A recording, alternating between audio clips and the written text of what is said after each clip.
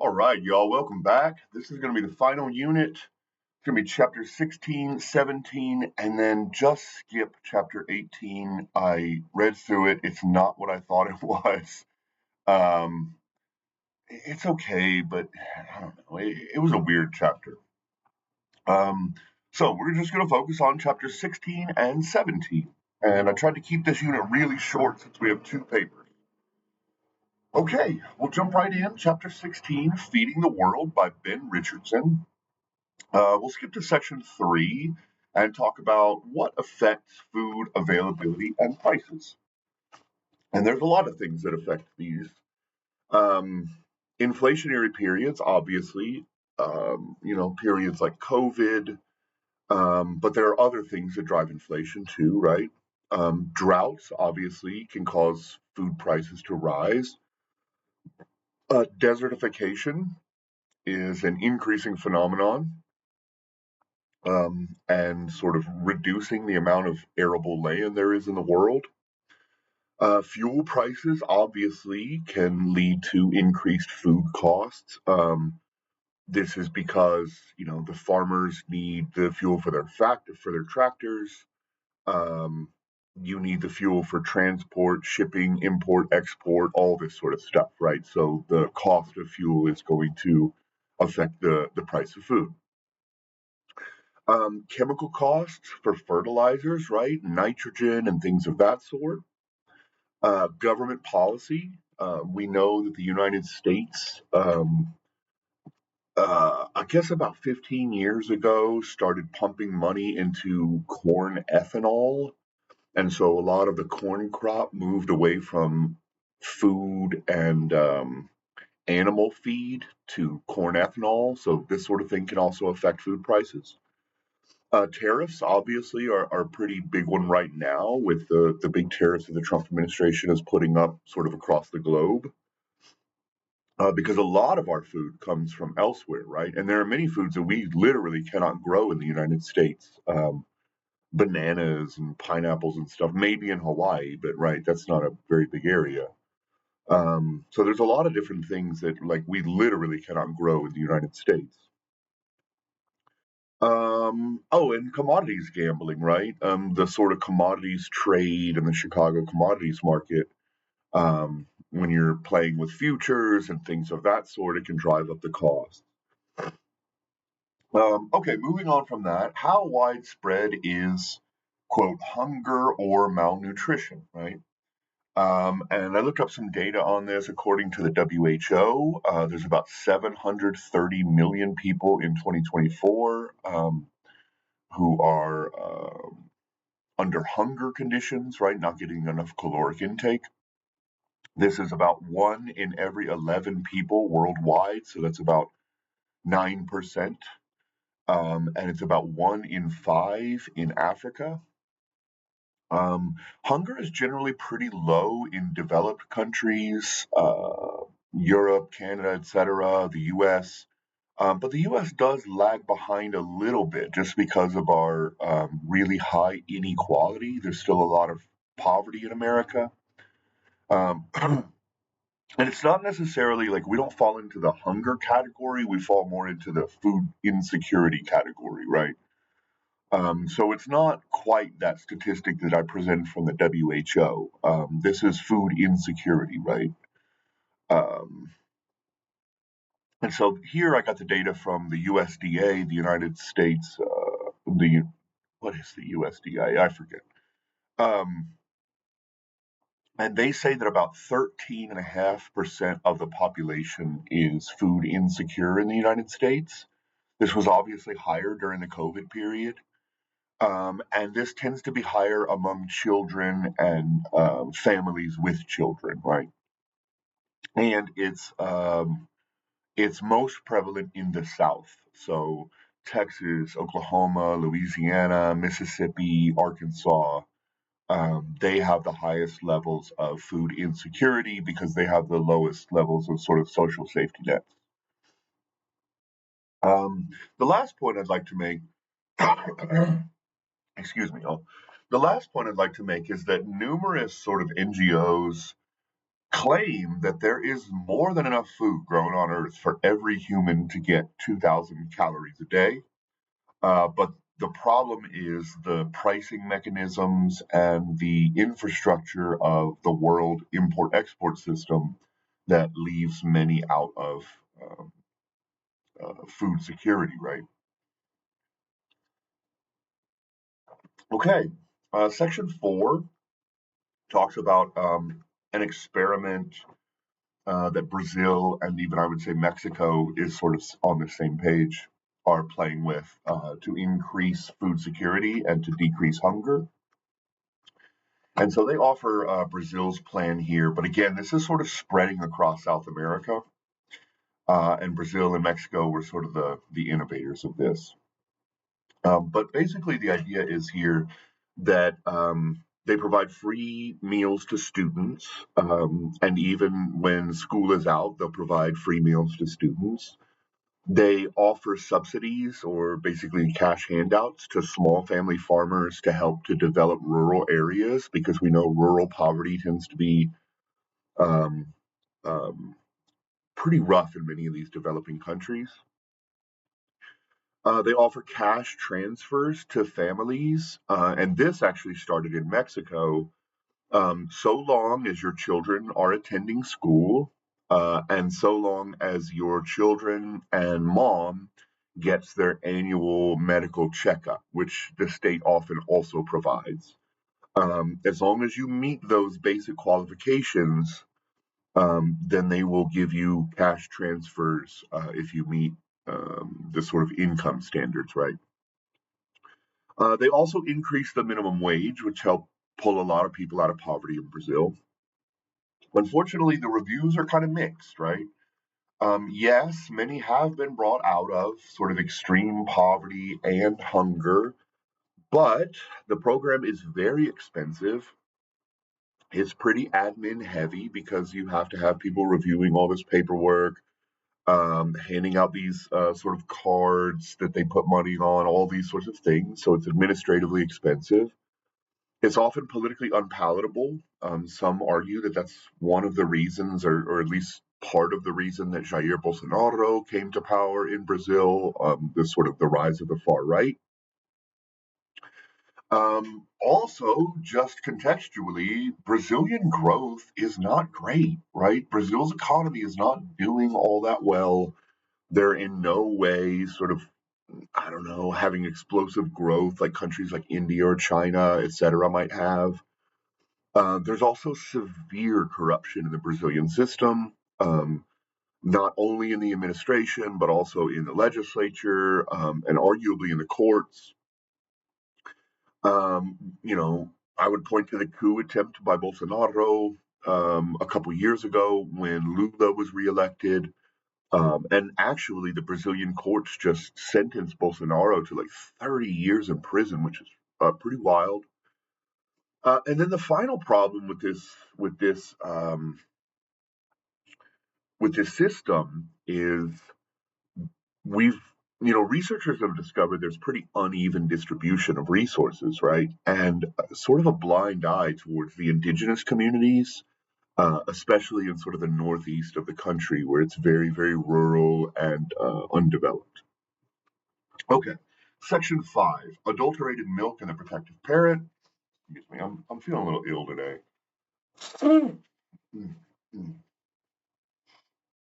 In 2008, um, there was this big scandal with baby formula, powdered baby formula, which was mostly coming from China. Unfortunately, the Chinese companies were adding a, a poisonous product, basically called melanine, to make the powder uh, sort of liquefy more easily. And about 50,000 infants in the United States got ill, developed things like kidney stones. A handful of them died.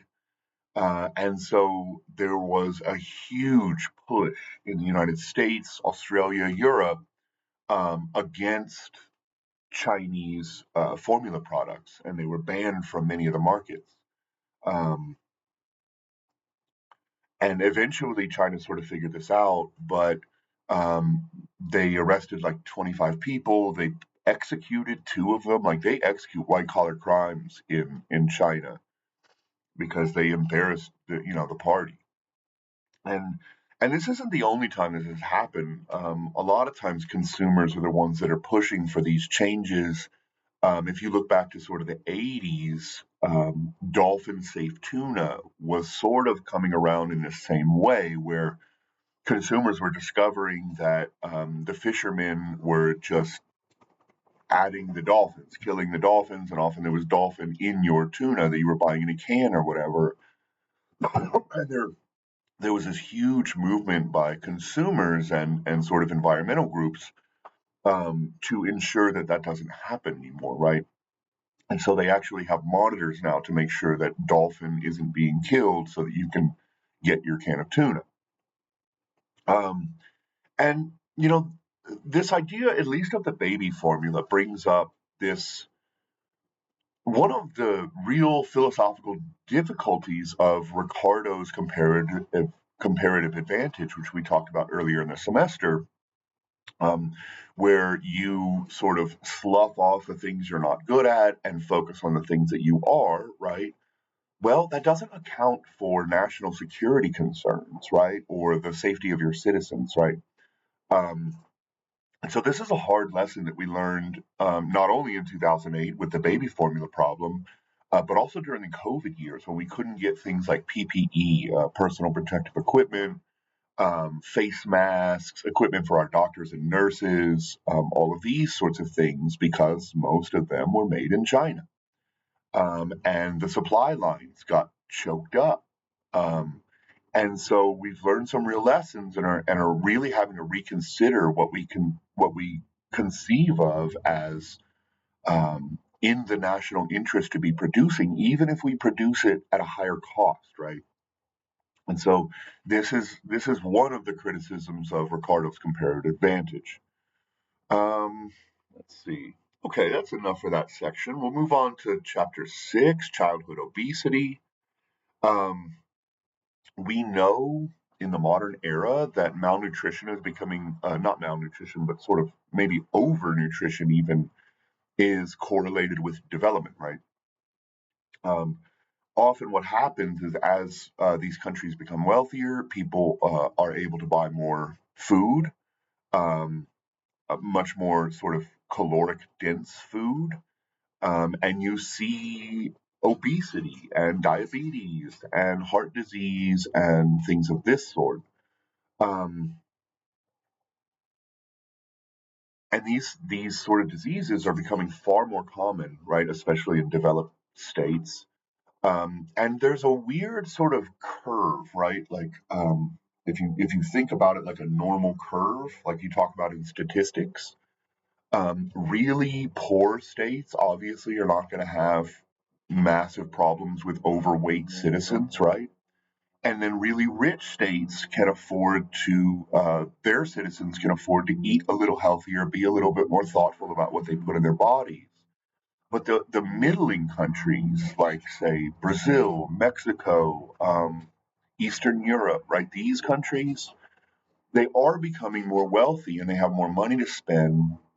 But oftentimes this means like processed foods, really high fat and sugar foods.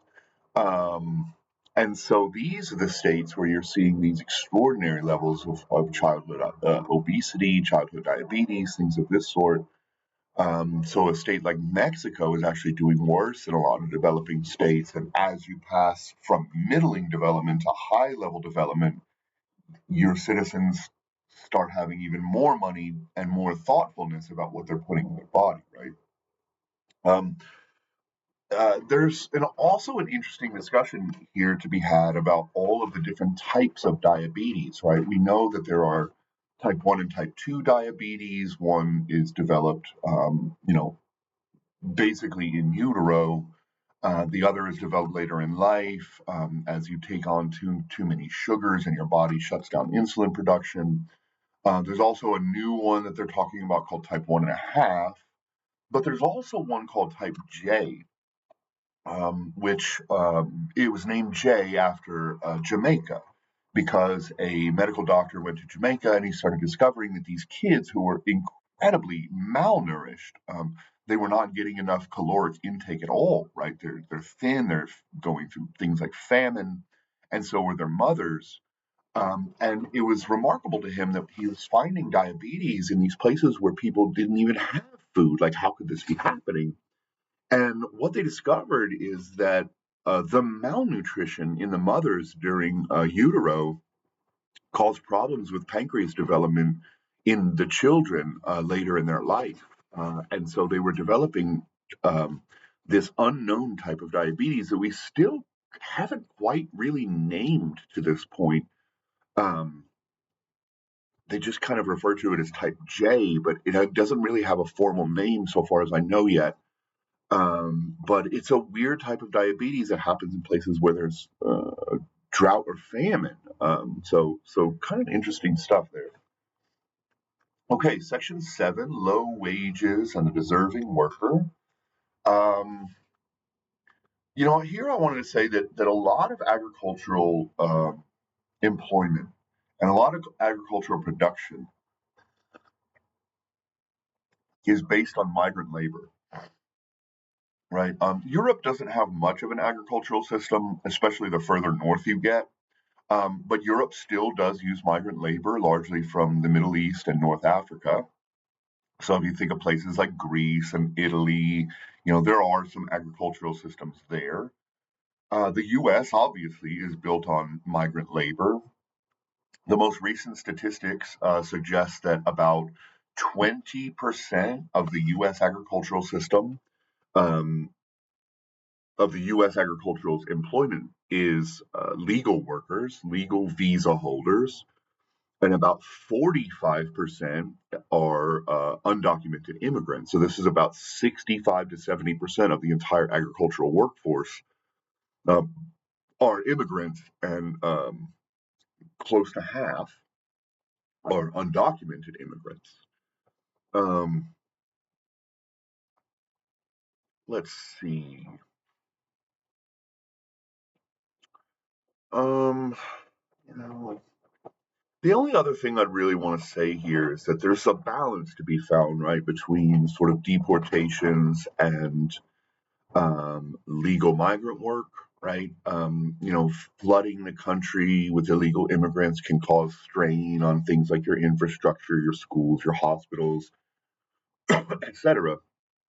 But just booting all illegal immigrants can be devastating for our agricultural system because uh, it will affect the price of food. Obviously, if you're having to pay, $12 to $15 for a U.S. citizen to do this work, then that's obviously going to increase the costs of the food that you buy. Instead of buying milk for $3, now it might be $7, right? And instead of 75 cents for an apple, maybe now it's $1.25, $1.50 for an apple.